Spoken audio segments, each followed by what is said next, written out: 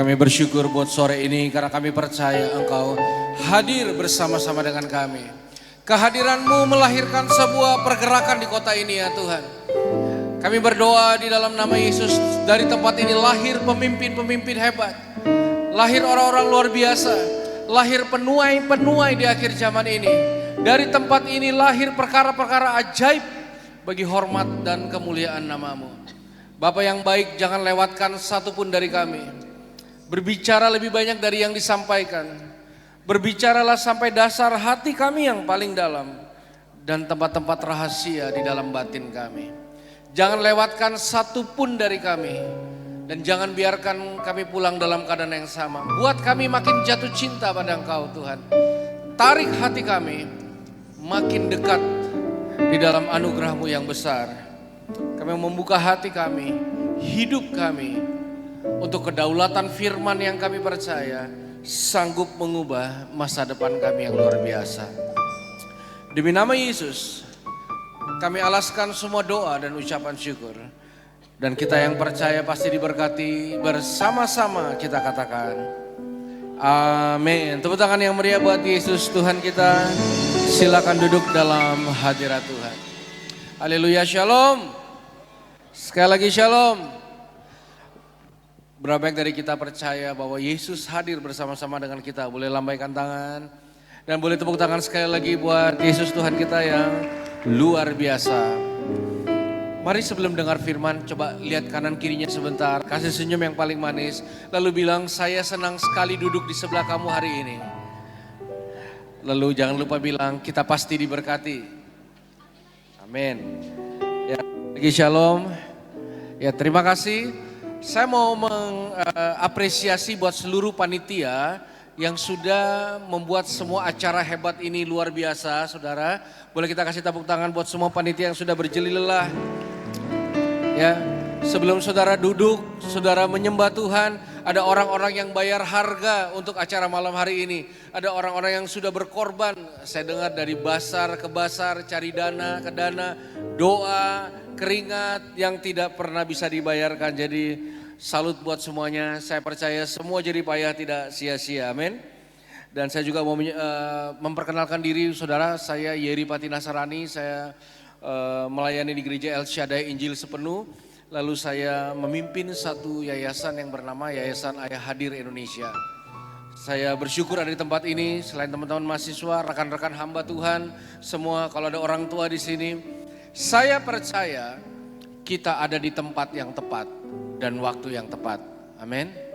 Saya percaya kita sedang bersama dengan orang-orang yang tepat bagi hormat dan kemuliaan nama Tuhan. Maka saya percaya suatu saat sejarah baru akan lahir dari kota ini. Yang percaya katakan amin. Saya berdoa saudara, suatu saat orang-orang dari bangsa-bangsa datang ke Samarinda, belajar dari sesuatu yang akan Tuhan mulai dan kerjakan di tempat ini. Jadi persiapkan diri setiap kita, dimanapun saudara duduk, tangan Tuhan tidak kurang panjang untuk menolong setiap kita, dan telinganya tidak kurang tajam untuk mendengar seruan kita, amin. Baik, mari kita lihat satu bagian firman Tuhan dalam 1 Tesalonika 4 ayat yang ke-7. Mari buka dengan saya, 1 Tesalonika 4 lalu ayatnya yang ke-7. Saya mau ajak kita baca bersama-sama. 1 Tesalonika 4 ayat yang ke-7. Baik, yang sudah ketemu boleh bilang amin. Oke, kita baca sama-sama 1 Tesalonika 4 ayat yang ke-7. Hitungan ketiga, 2, 3. Allah memanggil kita bukan untuk melakukan apa yang cemar, melainkan apa yang kudus. Ini ayat tema kita pada sore menjelang malam ini, teman-teman sekalian. Saudara dengarkan baik-baik, dengarkan baik-baik. Panggilan Tuhan dan kekudusan yang Tuhan bangun, itu dua hal yang tidak bisa dipisahkan. Siapapun yang mau hidup kudus, kita tidak bisa mewujud nyatakannya kalau kita hidup di luar panggilan Tuhan. Waktu kita memutuskan mengiring hidup kita ini dengan panggilan Tuhan, maka kedaulatan dan kekudusan Tuhan akan menjadi bagian penting dalam hidup kita. Saudara perhatikan baik-baik, Allah memanggil kita bukan untuk melakukan apa yang cemar. Nah, saya mau saudara perhatikan baik-baik, yang di belakang, yang di depan, yang di kanan, yang di kiri. Lihat baik-baik. Hari ini ada kekuatan besar di luar sana yang secara sistematis dan terorganisir mengerahkan kekuatannya supaya hidup kita ini tercemar dan jauh dari Tuhan. Kalau saudara main-main dengan panggilan Tuhan, sesuatu yang membuat saudara cemar itu gak pernah jauh dari hidup kita hari-hari ini. Yang percaya katakan amin. Saya beri contoh ya saudara, saya beri contoh. Badan Koordinasi Keluarga Berencana Nasional, ini survei pemerintah dan itu 2017, menyatakan 64,7% siswa-siswi SMP SMA di Indonesia mengaku sudah pernah melakukan hubungan seks lebih dari sekali. 90% di antara mereka sudah melakukan oral seks, petting dan sebagainya. Saudara, usia termuda seseorang mengakses pornografi itu kelas 3 sampai 6 SD. Dulu pornografi yang diakses sama orang. Sekarang industri pornografi yang akan akses saudara. Coba ya, ini bayangkan saudara, ini bayangkan. Kalau surveinya dari SMP SMA aja sudah banyak yang kecolongan melakukan hubungan seks di luar nikah. Apa yang terjadi waktu kuliah? Kira-kira nambah atau tidak? Saya yakin nambah. Saudara tahu ya, budaya party, bungkus membungkus, ada aplikasi micet, ada red doors dan sebagainya. Saudara akan dibombardir dengan culture-culture normatif. Ya. Dalam bimbingan pranikah, yang boleh tepuk tangan yang belum menikah di ruangan ini. Oh banyak ya. Yang sudah menikah ya jangan tepuk tangan ya. Saudara, ketika saya melakukan bimbingan pranikah, hampir semua mendekati 100% yang wanita berkata kayak gini. Kak, aku mau menikahi seorang pria yang masih berjaga, yang menjaga kesuciannya sampai masuk dalam pernikahan yang hebat suatu saat nanti. Saudara, yang pria juga gitu. Saya mau menikah Kak satu saat dengan seorang wanita yang menghargai kekudusannya sampai masuk hari pernikahan. Pertanyaan saya, masih ada gak hari-hari ini? Stoknya terbatas gak? Rebutan gak? Makanya Indonesia menempati angka tertinggi perceraian di Asia Pasifik. Menurut Dr. Boyke, 60% disebabkan oleh masalah seksual. Jangan main-main. Yang setuju katakan amin. Jangan main-main. Saudara, kekuatan ini bukan hanya membuat kita tercemar, membuat kita semakin jauh dari Tuhan. Saudara akan sulit akses Tuhan. Saudara akan hidup tiap hari dengan rasa bersalah. Ya, sama setuju dengan saya. Semua kehidupan dimulai dari rahim suci seorang wanita. Betul saudara? Maka yang wanita dengar baik-baik, jaga baik-baik kekudusan itu. Jangan biarkan ada benih sembarangan tanpa blessing dari Tuhan.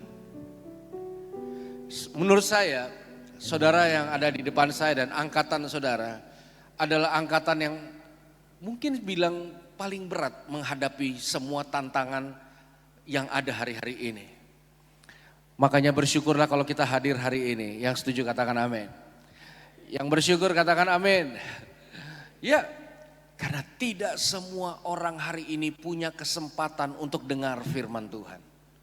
Gak semua orang punya kesempatan duduk dan dengar perkataan Yesus yang luar biasanya terjadi dalam hidup setiap kita. Saudara, saya habiskan waktu saya 20 tahun terakhir, hampir 20 tahun terakhir, untuk mendampingi mereka yang tidak punya kekuatan dan akhirnya tercemar hidup mereka. Saya ada satu slide.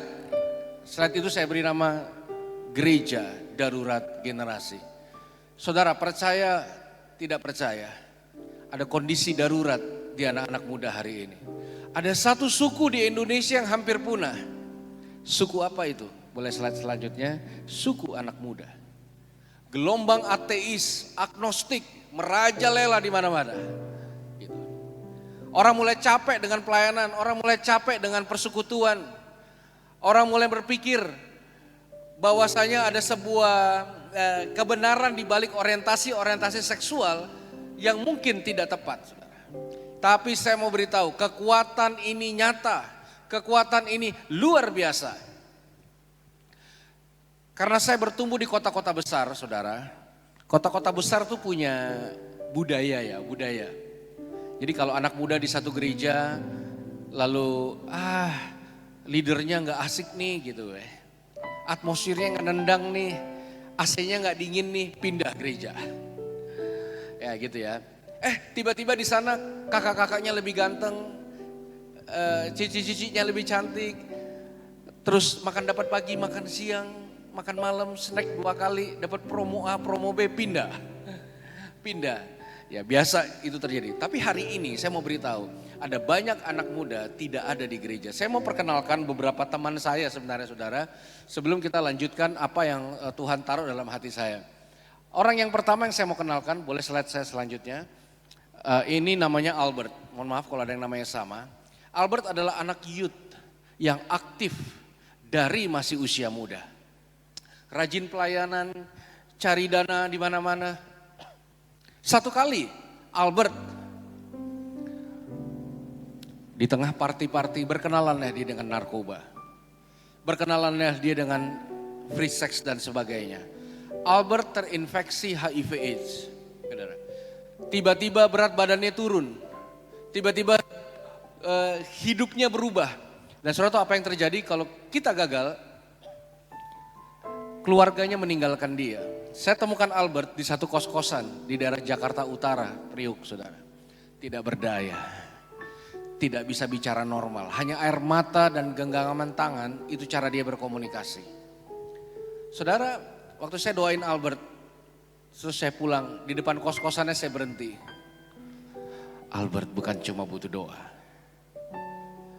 Setuju gak, saudara? Disitulah saya pergi ke ATM, saya ambil uang saya bawa Albert ke rumah sakit.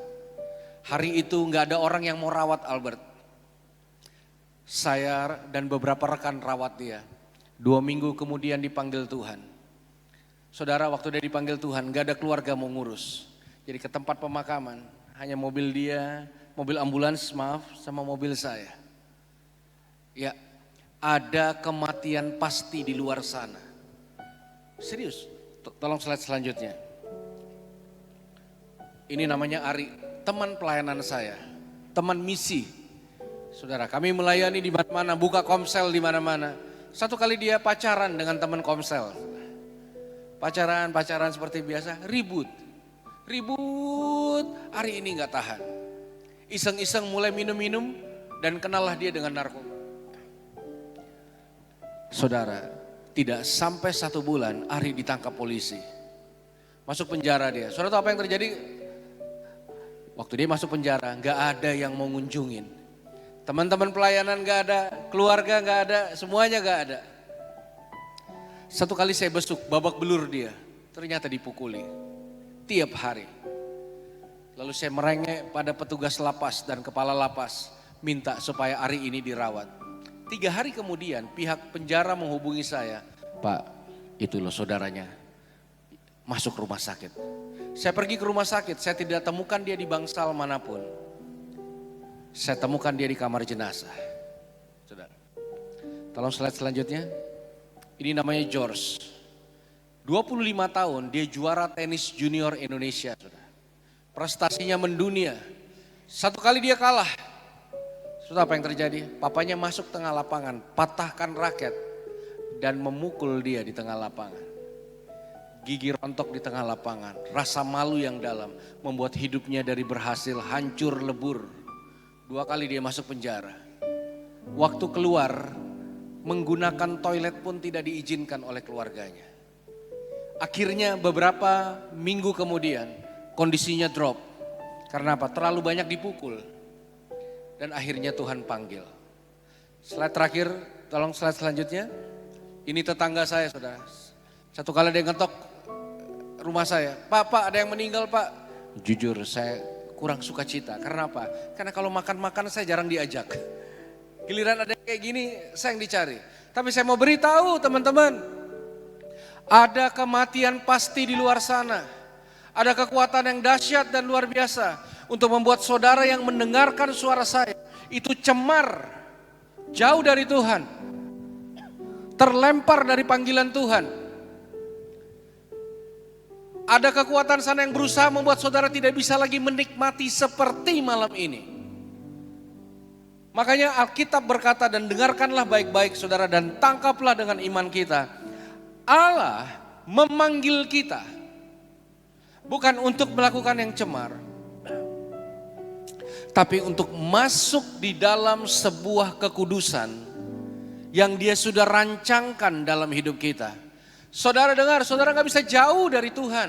Saudara tidak bisa hidup di luar panggilan Tuhan. Panggilan teman-teman, panggilan itu bagi ekosistem.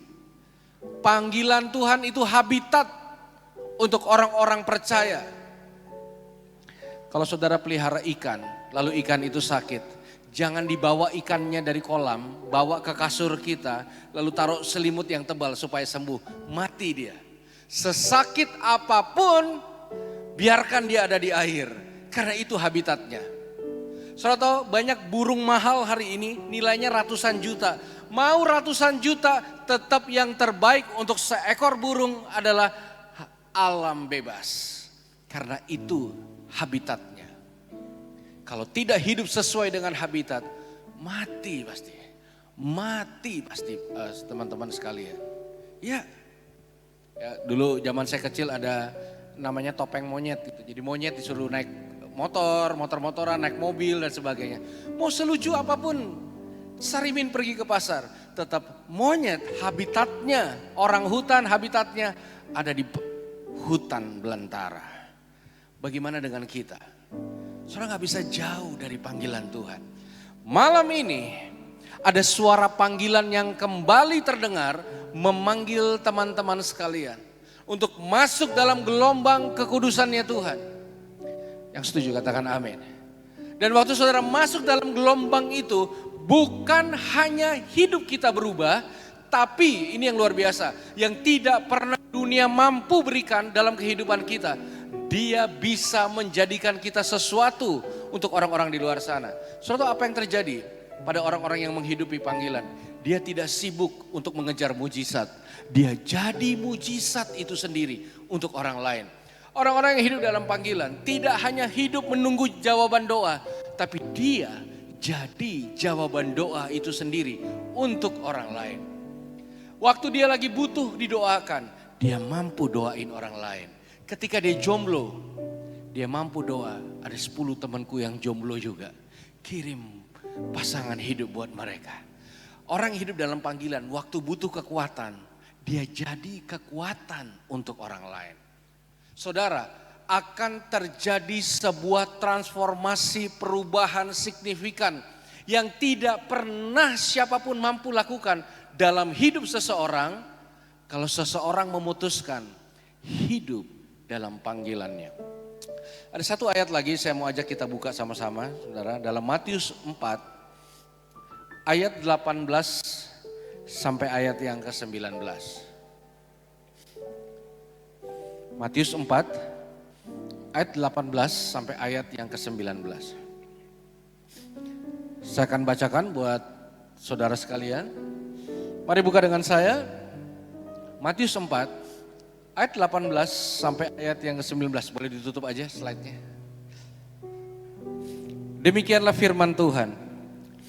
Dan ketika Yesus sedang berjalan menyusur danau Galilea, ia melihat 2 orang bersaudara, yaitu Simon yang disebut Petrus dan Andreas saudaranya. Mereka sedang menebar jala di danau sebab mereka penjala ikan. Yesus berkata kepada mereka, mari ikutlah aku dan kamu akan kujadikan penjala manusia. Semua perhatikan ke depan. Yesus selalu bergerak. Kalau orang ikut Yesus, pasti dia ada dalam pergerakan. Pergerakan Yesus tidak pernah berubah. Dulu, sekarang, sampai selama-lamanya. Yesus selalu bergerak kepada yang namanya manusia. Dimanapun, kalau saudara manusia, saudara duduk di kanan, di kiri, di depan, di belakang. Yesus tertuju buat saudara. Yang percaya katakan amin. Buat apa? Demi kepentingan ini. Please dengerin ini baik-baik. Dia mengubah kualitas hidup kita dari penjala ikan menjadi kualitas penjala manusia. Jadi siapapun yang mempercayai Yesus dan berjalan bersama Yesus 1000% akan mengalami sebuah perubahan signifikan dan masuk dalam kekudusan yang sempurna di dalam anugerahnya yang ajaib. Makanya kalau saudara rindu hidup ini jadi berkat, bangun kualitas hidup yang didasari oleh kebenaran firman Tuhan. Amin. Saya tahu mungkin secara teori mudah, tapi dalam prakteknya tidak pernah mudah. Siapa setuju dengan saya? Hidup ini gak segampang yang dikhotbahkan, betul? Hidup ini tidak sesederhana itu. Kalau saudara dengar khotbah tentang kekudusan, percaya saya tidak sesederhana itu. Jauhi hal-hal yang cemar, jauhi pornografi, jauhi masturbasi kayak gitu. Itu kan mudah diucapkan, tapi sulit untuk dilakukan. Setuju gak saudara? Kenapa saya bilang sulit? Karena hari ini banyak banget. Banyak banget. Tapi saya punya kabar baik sore hari ini. Yang saya berdoa ini dilepaskan di tengah-tengah kita dalam nama Yesus. Panggilan Tuhan akan membawa kita pindah ruangan dari kualitas seorang penjala ikan yang mungkin memiliki sebuah kualitas ke penjala manusia. Amin. Amin saudara. Kelompok yang tadi saudara lihat kawan-kawan saya itu adalah kelompok yang sulit dijangkau. Ada orang-orang yang sulit dijangkau. Ada orang mungkin mudah mendatangkan banyak orang. Tapi ada orang-orang tertentu yang saudara butuh 10 tahun, 12 tahun, 13 tahun dan sebagainya. Setuju gak? Kalau saya mau bersaksi saudara, saya mungkin kelompok orang yang sulit dijangkau beberapa waktu yang lalu. Saya bertobat 25 tahun yang lalu.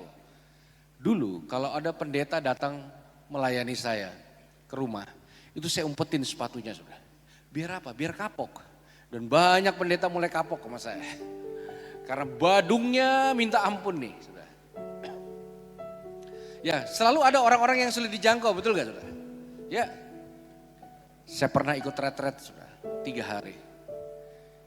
Hari pertama aman, hari kedua saya mulai dipanggil oleh kakak-kakak rohani. Lalu kakak rohani mulai bilang gini, kamu ini keras kepala, kayak Paulus kamu. Wah saya tertawa lebar karena saya gak pernah baca Alkitab. Jadi saya gak tahu Paulus itu siapa. Kecuali om saya, om Paulus namanya saudara. Jadi waktu saya ketawa-ketawa, marahlah mereka dan mereka mengganti tokohnya. Kamu adalah Yunus, masuk perut ikan kamu, tobat kamu. Lalu saya bilang, mohon maaf, Paulus aja saya gak tahu, apalagi Yunus. Lalu tokoh ketiga diucapkan, tapi di tokoh ketiga saya tahu. Karena kakak-kakak rohani bilang gini, Yudas Iskariot. Oh, pengkhianat kamu, pulang kamu. Saudara, di acara retret, panitia pulangin peserta, saya dipulangin sudah. Sebelum pulang saya ketemu kakak rohani dan berkata, Kak, bukannya retret tempat pemulihan, betul, tapi tidak berlaku buat kamu. Pulang kamu. Kecewa ini saudara, kecewa banget. Gak ada Yesus-Yesusan. Mereka buang saya dari pelayanan.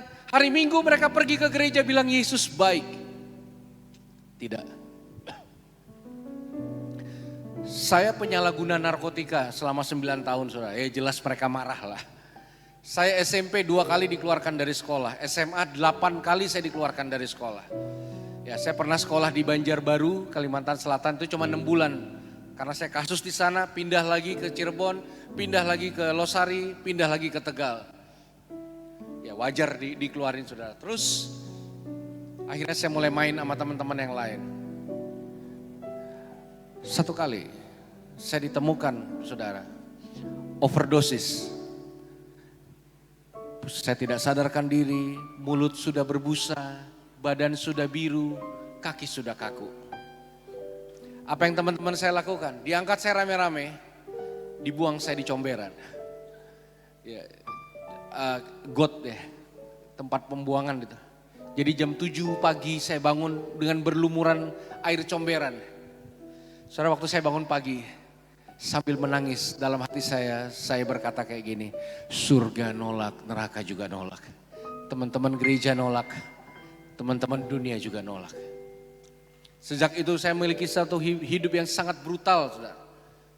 Yang hampir bisa dikategorikan sulit ini berubah. Satu malam saya ambil satu kertas, saya tulis surat papa mama saya, Pak, kalau Yeri mati jangan salahin satu sama lainnya. Saya mulai punya niat untuk menghabisi nyawa saya.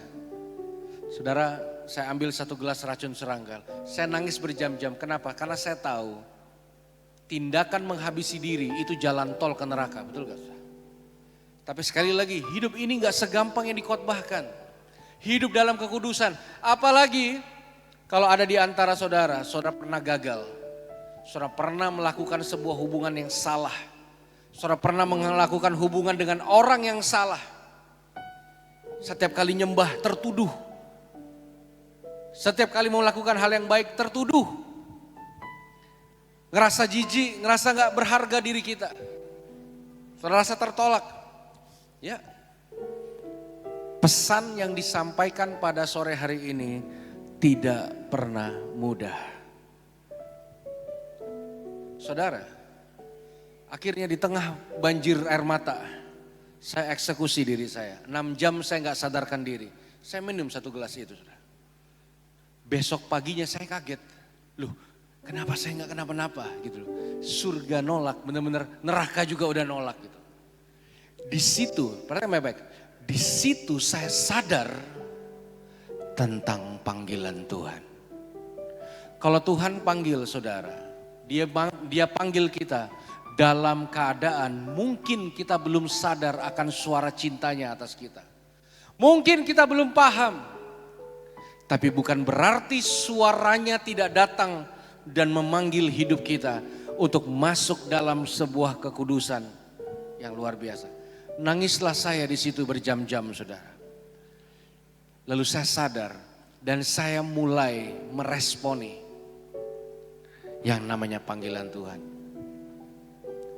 Teringat lagu sekolah minggu. Ingat gak? Ku jawab ya, ingat ya lagu. Ku jawab ya.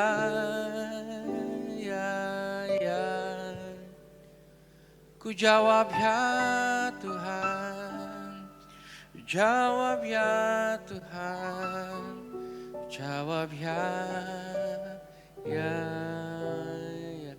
25 tahun mulut ini bilang iya sama panggilan Tuhan. 25 tahun kemudian disinilah saya dalam anugerah Tuhan.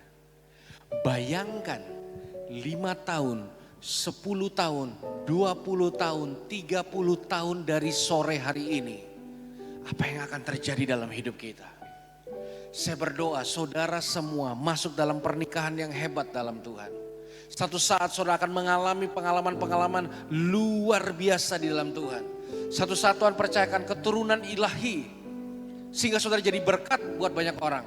Keturunan saudara tidak meminta-minta. Perkasa di muka bumi ini. Berdiri depan raja-raja. Saudara bisa bayangkan begitu banyak hal akan terjadi. Di balik sebuah kata, iya atas panggilan Tuhan. 2017 lalu saya terima penghargaan dari Pak Jokowi, saudara. Dipanggil ke istana sebagai orang yang punya kepedulian sama orang-orang yang kayak tadi saya putar, saudara. Dulu dibuang orang di comberan. Dulu dianggap lebih hina dari sampah. 3 bulan saya tinggal di jalan, saudara. Mau makan harus nunggu orang makan baru saya makan. Satu saat bisa ada di sebuah istana di mana orang nomor 1 di Indonesia mengundang saya secara resmi dan memberikan penghargaan. Itu kekuatan dari sebuah panggilan Tuhan. Yang setuju katakan amin. Jangan pernah anggap remeh. Saudara abaikan juga, itu gak jadi masalah. Panggilan itu tetap ada. Yang rugi kita. Kalau saudara lihat saya 20 tahun yang lalu, saudara. Mama saya tuh nangis setiap hari karena menemukan saya tuh suka ngobrol sama pohon. Jadi kalau saya ke gereja, saya suka ngobrol sama kursi kosong. Jadi pendeta suka pusing nih. Tiba-tiba saya nyanyi, berdiri terus nyanyi gitu. Padahal lagi dengar khotbah. Lalu saya struggle. Cangkok jantung ada, cangkok ginjal ada, cangkok otak nggak ada. Nggak ada, saudara. Bener. Saya cuma memberitahu bahwasanya bukan mengeksploitasi sebuah kesaksian dan mengentertain kesaksian. Saya cuma beritahu bahwasanya ada perubahan besar akan terjadi waktu saudara hidup dalam panggilan Tuhan. Ya, ada sebuah perubahan dahsyat dan luar biasa. Saudara bayangin hari ini banyak orang datang sama saya. Kak, doain kak. Apa nih? Ada 5 calon pasangan saya kak. 5. Supaya saya diberikan hikmat. Mana di antara 5 ini kak yang terbaik yang akan jadi pasangan saya? Saudara tahu gak saya ngomong apa? Jangan belagu. Belum tentu 5-5-nya mau sama kamu. Yang terbaik, nyari yang terbaik juga. Betul gak saudara? Hari ini orang hanya mampu mengasihi sejauh keberhasilan. Begitu saudara gagal, begitu saudara terlihat tidak seperti yang seharusnya, cancel culture. Saudara akan dilupakan, saudara akan diabaikan. Betul gak? Nih, obrolan bapak-bapak ya saudara. Obrolan bapak-bapak, iya ya. Laki-laki itu jarang terima bunga. Satu-satunya terima bunga banyak waktu meninggal, betul gak? Itu juga cuma satu kali. Lalu bapak lain ngomong gini, iya ya, kadang hanya seorang wanita, anak-anak dan hewan peliharaan yang mungkin diterima apa adanya. Kita kalau gagal gak dianggap. Saudara akan mengarungi raksasa-raksasa besar dalam hidup ini. Setuju gak saudara? Orang akan screening, bibit, bebet, bobot. Siapa orang tuanya? Handphone apa yang saudara pakai? Orang akan lihat itu. Tapi siapa yang hidup dalam panggilannya, dia akan mengalami sebuah perubahan kualitas yang dahsyat dan luar biasa. Yang percaya katakan amin. Saya suka ngomong ini saudara. Yesus tidak punya kewajiban untuk sayang, mengasihi dan memanggil kita. Tidak ada keharusan, tidak wajib hukumnya Yesus tuh mengasihi kita dan memanggil kita. Tapi saya mau beritahu, masih ingat Paskah kemarin, 6 jam dia menderita. Tiap menit dan detik dia lewati dengan kesakitan yang hebat. 3 kilometer dia pikul salib. 3 liter darah tercurah. 3 kali dia jatuh. 3 paku besar menancap di tubuhnya. Demi kata ini, aku mengasihi kamu. Dan mari ikutlah aku. Saudara tahu resiko terbesar Tuhan mengasihi dan memanggil kita. Cintanya bertepuk sebelah tangan. Bisa aja dia bilang enggak. Tapi saya mau bawa kabar baik sore hari ini. Saudara yang ada di ruangan ini, dengar baik, Tuhan tidak punya anak emas. Dan dia tidak pernah salah pilih. Ada orang bilang gini, sabar kak, sabar jangan buru-buru. Nanti tunggu kalau saya sudah diberkati berlimpah-limpah. Baru saya akan masuk dalam panggilan Tuhan. Lalu saya berkata, miskin aja pelit. Bagaimana nanti sudah diberkati baru mau dipakai Tuhan. Dengar baik, sekarang adalah waktu yang tepat bagi setiap kita. Soalnya tahu nggak mudah untuk acara ini ada, betul panitia? Ya. Untuk buat acara seperti ini tidak pernah mudah. Tapi ada doa, ada harga yang dibayar, ada pengorbanan.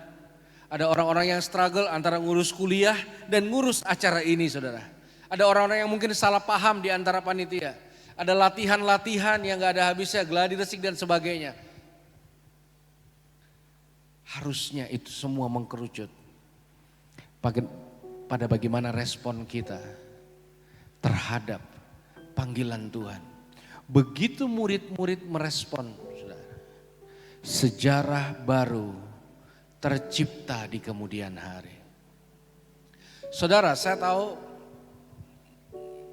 mungkin juga banyak dari kita yang punya struggle. Kita berharap semua struggle kita ini bisa lebih baik.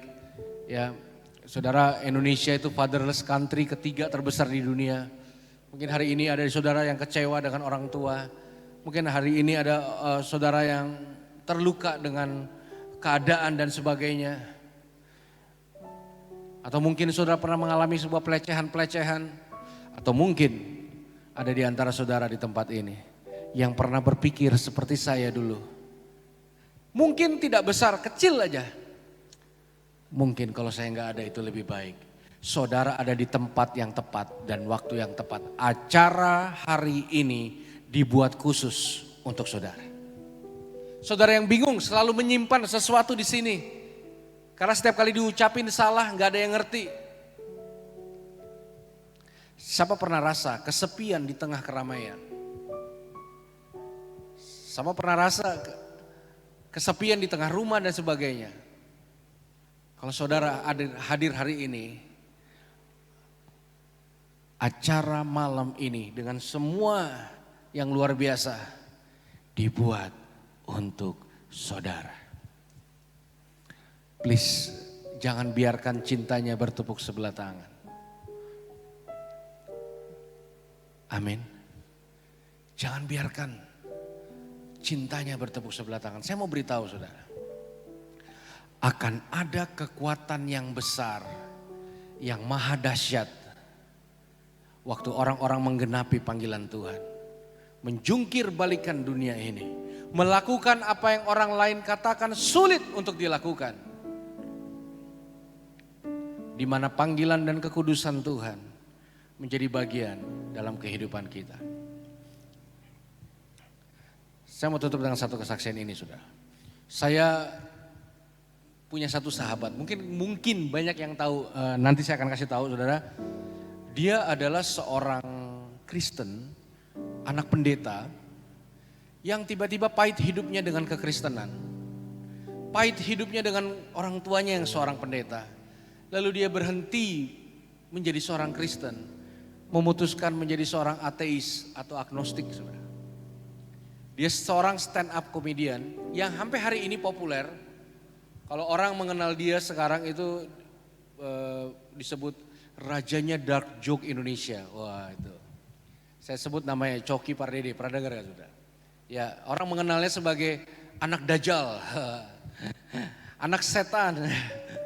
Ya, dia punya podcast selalu nomor 1 di aplikasi Noise. Itu nama podcastnya adalah Musuh Masyarakat. Kalau saudara browsing ya 2-5 tahun lalu itu kasus semua. Kasus penistaan agama dia lakukan sama temannya tretan muslim. Kasus narkoba 2 kali. Saya dampingin dia 2,5 tahun. Waktu dia ketangkap terakhir, semua orang mundur gerak. Gak ada lagi yang mau jadi teman dia. Gak ada lagi yang mau jadi sahabat dia. Gak ada lagi yang mau berteman dengan dia. Jadi waktu dia menjalani proses hukum, 9 bulan di RSKO, setelah itu 6 bulan tinggal sama saya. Nah hari ini dia sudah kembali ke masyarakat dan sebagainya. Ya dia tetap menggaungkan dirinya sebagai seorang ateis. Tapi saya meyakini pada dasarnya orang-orang yang menghidupi panggilan Tuhan itu punya daya tarik ilahi. Orang-orang yang menjaga kekudusan itu punya daya tarik ilahi. Saya coba kumpulkan beberapa video lalu saya combine menjadi video singkat yang saya mau putar juga pada kesempatan sore hari ini. Menunjukkan pada setiap kita bahwasanya kalau saudara duduk hari ini butuh Tuhan, responi panggilan Tuhan. Karena orang-orang di luar sana juga butuh saudara untuk tetap kuat, tetap waras, tetap semangat, tetap melakukan kehendak Tuhan. Saya percaya lebih besar yang menyertai kita dibanding semua tantangan dalam kehidupan ini. Amin. Baik, boleh diputar videonya.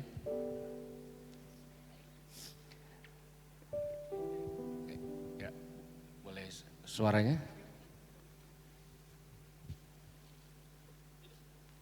Ya, ini karena saya mendadak tadi. Ini boleh di-cut dulu sambil nunggu suaranya. Ini adalah video penangkapan yang sebenarnya nggak boleh ambil dulu lah barang itu. Video ini harusnya nggak boleh beredar ya. Cuma oleh oknum kepolisian. Aku bantu nyalain. Saya pertama-tama pengen minta maaf ke keluarga, terutama ayah dan ibu, dan juga minta maaf selanjutnya kepada manajemen. Dan ada beberapa media mulai melihat apa yang saya... Gue nggak ngerti satu hal deh tentang pendeta Jerry ini. Ya. Coki kan mengaku dirinya agnostik. Ya. Gimana caranya dia curhat dengan seorang pendeta? Nah. Oh iya dong. Kalau dia agnostik kan curhatnya harusnya sama tumbuhan gitu. Atau pohon gitu kan.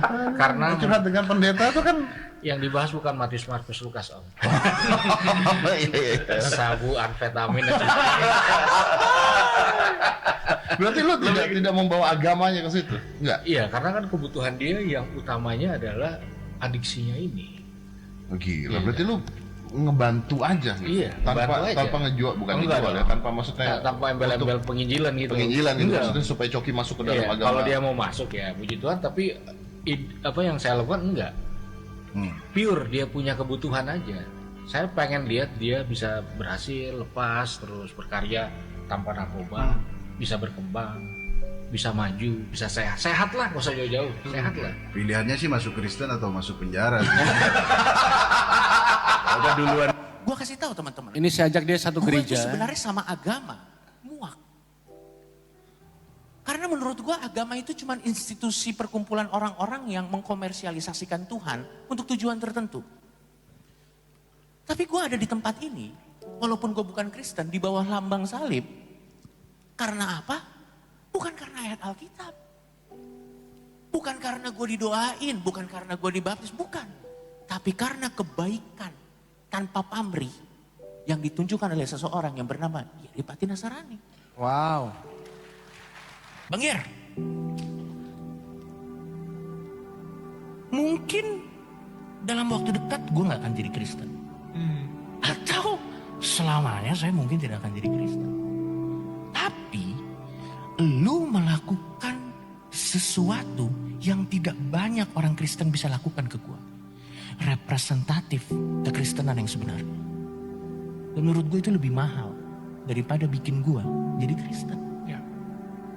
Jadi representatif yang sebenarnya dari kasih, itu udah oke. Ya. Walaupun akhirnya, bisa lagi, walaupun akhirnya gue nggak beli apa yang dia jual, Ya, tapi gue tahu apa yang dia jual berkualitas, that's it. lo akhirnya jadi mengenal Yesus Iya. melalui Jerry. Dan apakah itu definisi sebenarnya dari jadikanlah murid? Kita nggak tahu, men. Kita nggak tahu. Ya ini special dia pertama kali. Oke, di-cut aja. Setelah keluar dari penjara, 3.500 lebih orang nonton stand up dia. Soalnya saya beritahu hal ini. Kalau kita putuskan kita hidup kudus hari ini. Kalau kita putuskan kita hidup sepadanan dengan panggilan Kristus dalam hidup kita. Maka bukan hanya sebuah perubahan yang akan terjadi. Tapi sebuah kualitas dan dampak yang sangat signifikan besarnya. Itu akan terjadi melalui hidup kita. Saya mulai dari minus. Ya, saya mulai dari minus. Penyalahguna narkoba yang ditemukan oleh Tuhan. Dibuang orang di comberan. Dikeluarkan orang berkali-kali dari sekolah, saudara. 2002 waktu saya awal-awal bertobat. Saya daftar sekolah Alkitab. di Solo. Lalu salah satu dosennya bilang gini, karena kamu mantan pemakai narkoba, pikir-pikir lagi mau sekolah di sini. Loh, saya tanya kenapa Pak? Kayaknya otak kamu nggak mampu ikut pelajaran di sini. Ya. Lalu saya bilang kalau saya lulus jadi kayak Bapak, mending tidak usah Pak. Saya belajar semua sendiri. Saya menghormati dan menghargai. Banyak sekali harga yang harus dibayar untuk sebuah panggilan Tuhan. Tapi saya mau beritahu, itu sebuah kehormatan. Saudara adalah orang-orang terhormat. Bukan orang gila hormat. Saudara adalah orang-orang terhormat yang dimiliki oleh surga. Saya tutup dengan satu kalimat ini sudah. Kitakah yang generasi tunggu? Atau generasi harus tunggu orang lain yang mau hidup dalam panggilan dan kekudusan? Atau yang terakhir, kitakah yang Tuhan tunggu? Atau Tuhan harus tunggu orang lain? Mari malam hari ini, jangan biarkan cintanya bertepuk sebelah tangan. Saya tahu tidak mudah. Tapi ada sesuatu yang jauh lebih besar dari perasaan kita hari ini. Pikiran kita dan hidup kita. Yaitu panggilannya yang mulia. Saya berdoa dalam nama Yesus tidak ada yang mundur dari kita. Saya berdoa dalam nama Yesus tidak ada yang berhenti. Saya berdoa dalam nama Yesus sampai tutup mata suatu saat. Kita tetap setia dalam panggilan Tuhan selama-lamanya. Amin. Mari kita tundukkan kepala. Terima kasih Tuhan. Terima kasih Tuhan Yesus. Malam ini, biarkanlah kami kembali mendengar suara itu Tuhan. Malam hari ini, biarlah kami mendengar suara panggilan itu. Malam hari ini adalah malam yang tepat untuk kami meninggalkan hal-hal yang harus kami tinggalkan. Saya mau berdoa buat saudara. Berapa banyak dari saudara pada malam hari ini engkau mau meresponi panggilan Tuhan dalam hidup saudara. Engkau mau meresponi kekudusan yang Tuhan sudah persiapkan untuk engkau jalani di hari-harimu. Kalau saudara orangnya, angkat tinggi-tinggi tanganmu di tempat saudara duduk, dimanapun engkau berada. Di dalam nama Yesus, aku berdoa kekudusan Tuhan turun, menyelimuti segenap hidup anak-anakmu di tempat ini. Di dalam nama Yesus, semua bentuk kecemaran hidup disingkirkan dalam nama Yesus. Semua kekuatan yang membuat kami cemar dijauhkan dalam nama Yesus. Di dalam nama Yesus kami masuk dalam panggilan Tuhan yang sempurna dalam hidup kami. Permuliakan namamu. Demi nama Yesus kami berdoa dan mengucap syukur. Haleluya. Mari kita sama-sama katakan amin. Tuhan memberkati. Amin.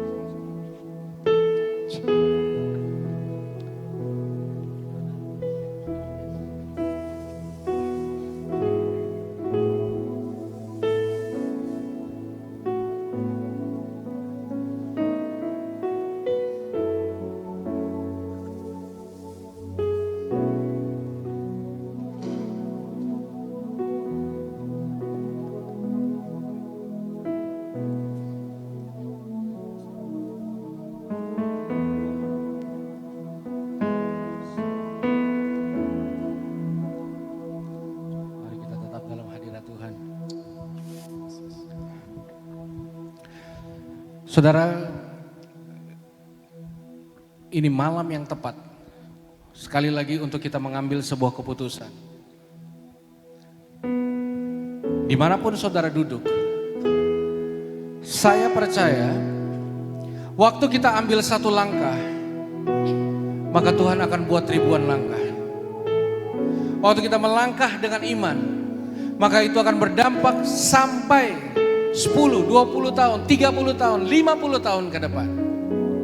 Itu sebabnya saya mengajak kita jangan lewatkan kesempatan ini. Kalau ada dari antara saudara sungguh-sungguh rindu mengalami hal-hal besar dalam panggilan Tuhan. Kalau ada di antara saudara sungguh-sungguh rindu meninggalkan hal-hal yang harusnya tidak boleh kita lakukan. Salah kalau ada dari antara saudara rindu malam ini mengalami sebuah pemulihan dari Tuhan dan mengalami sukacita yang dahsyat dari Tuhan. Sekali lagi boleh angkat tangan saudara dan tundukkan kepala. Di dalam nama Yesus, lihat tangan-tangan yang terangkat Tuhan. Di dalam nama Yesus, dimanapun mereka duduk, tangan-Mu menjamah mereka dan mengurapi mereka. Saudara yang angkat tangan, akan ada orang-orang yang berdoa buat saudara.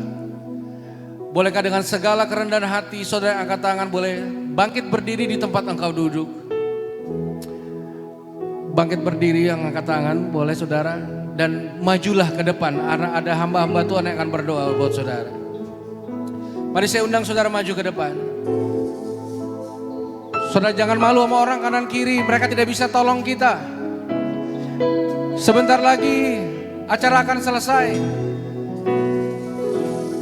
Dan momen ini mungkin akan berakhir. Saya minta teman-teman hamba Tuhan boleh bantu ke depan untuk sama-sama kita berdoa.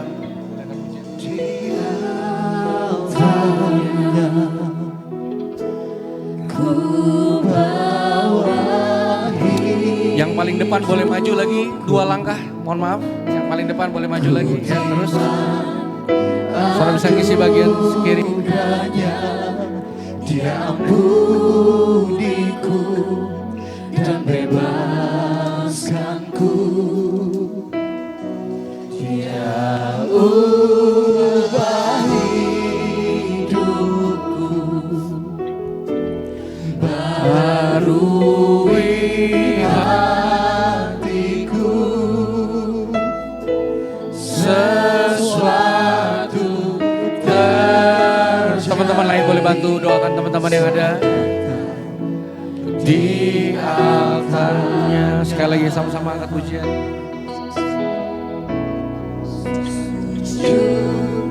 Di altarnya ku bawa hidupku, ku terima. Saya mengundang tim doa boleh ambil bagian untuk doakan teman-teman kita. Dan bebaskanku, Dia ubah hidupku, barui hatiku, sesuatu terjadi saat datang di altarnya.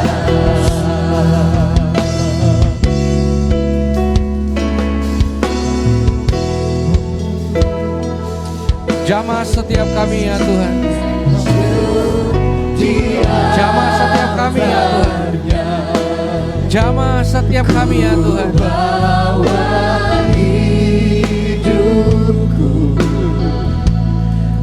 Terima anugerahnya, Dia ampuniku dan bebaskanku.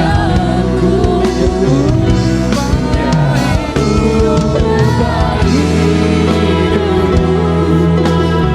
Dimanapun saudara berdiri, angkat 2 tanganmu di hadapan Tuhan. Percayalah bukan tangan manusia yang akan berdoa buat saudara, tapi tangan Tuhan sendiri akan menjamah. Mari buka hatimu. Di altarnya,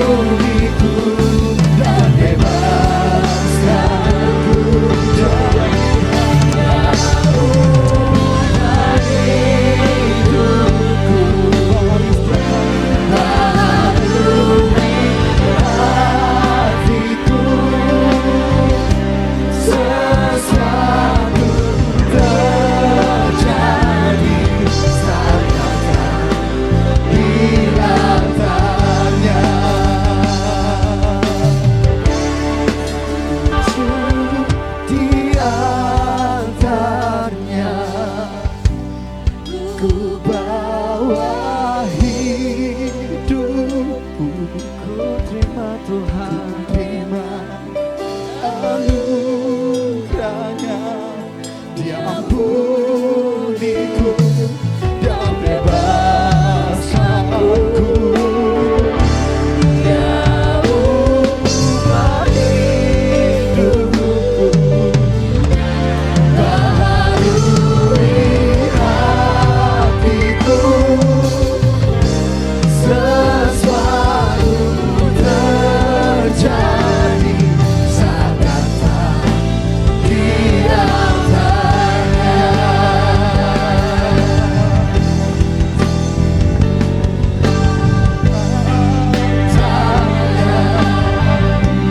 Ku bawa hidupku, ku terima anugerahnya. Dia ampuniku dan bebaskanku. Dia ubah hidupku, baharui hatiku.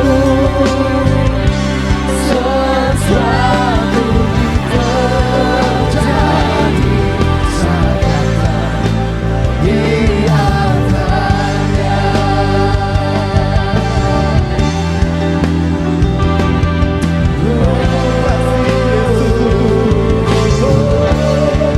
Kami tinggikan pada kasih dan sembah.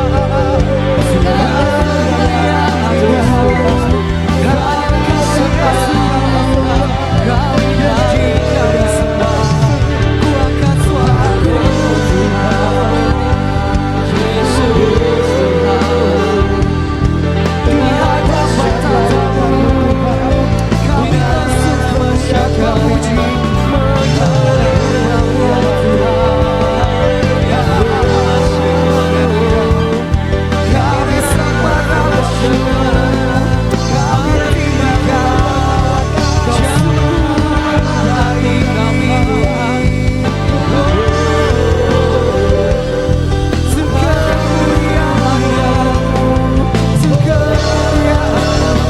Buat saudara yang sudah didoakan boleh kembali ke tempat duduk. Yang boleh maju ke depan. Yang sudah didoakan boleh kembali duduk. Kami sembah Tuhan. Kau sungguh baik, Kau sungguh baik, Kau sungguh baik. Kami sembah Tuhan, mengalir kuasa-Mu Tuhan. Namamu bahagia setiap kami, Namamu besar, kami tinggikan Tuhan.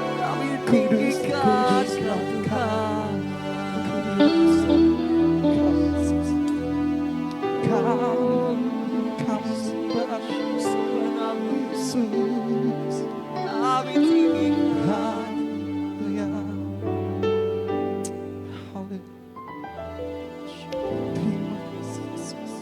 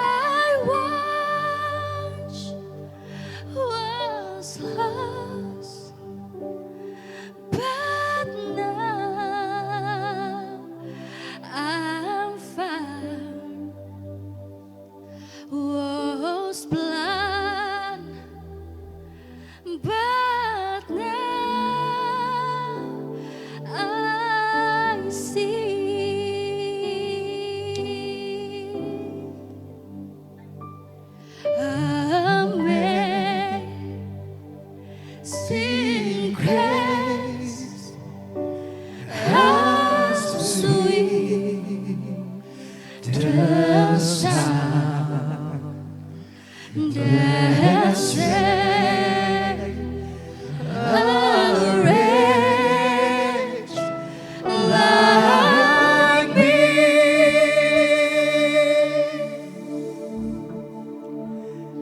I was lost, but now I'm found. Was lost, but now I see. Terima kasih Tuhan Yesus buat anugerah yang luar biasa bagi hidup kami. Hari ini kami sudah menyembah-Mu, Tuhan sudah kuduskan kami. Kami nantikan kehadiran Roh Kudus bagi kami Tuhan Yesus. Kami sudah mendengarkan firman, kami sudah meninggikan nama Engkau, kami sudah mengagungkan Engkau. Tuhan Yesus yang baik, kami mengucap syukur. Kami tunaikan setiap firman bagi kehidupan kami hari ini. Kami sudah berdoa dalam nama Tuhan Yesus. Haleluya. Amin.